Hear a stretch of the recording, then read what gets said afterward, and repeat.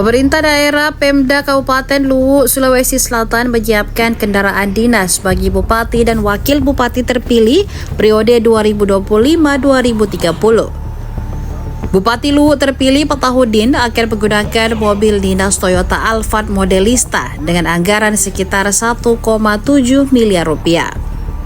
Sementara itu, Wakil Bupati Luwu Muhammad Devi Bijak Pawindu akan mendapatkan Toyota Alphard tipenya lebih rendah dengan perkiraan harga sekitar 1 miliar rupiah. Kepala Bagian Umum dan Protokol Pemda Luwu Imran saat ditemui di Kelurahan Cilalang, Kecamatan Kamandre, Jumat 31 Januari 2025 menjelaskan bahwa untuk Bupati dan Wakil Bupati, pengadaan mobil dinas sudah dianggarkan dan saat ini masih dalam proses di dealer. Selain itu, istri Bupati dan Wakil Bupati terpilih juga akan mendapatkan kendaraan dinas berupa Toyota Innova Zenix Hybrid. Mobil ini akan disewa oleh Pemda Luwu. Satu unit mobil Toyota Innova Zenix Hybrid telah terparkir di kediaman Bupati Luwu terpilih Patahudin di Kelurahan Cilalang, Kecamatan Kamandre pada Jumat 31 Januari 2025 siang. Mobil berwarna putih itu nantinya akan digunakan oleh istrinya Kurnia. Kabak dan protokol Pemda Luwu turut mengantarkan langsung kendaraan tersebut di kediaman Patahudin.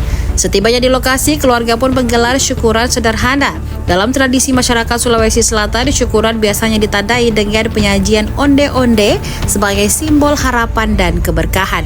Beberapa pemuka agama juga memanjatkan doa di sekitar mobil sebagai bentuk permohonan keselamatan.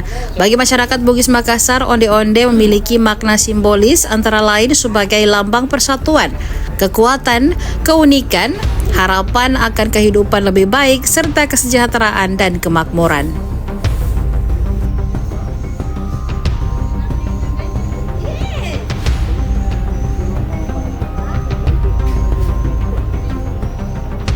Download Tribun X sekarang, menghadirkan lokal menjadi Indonesia.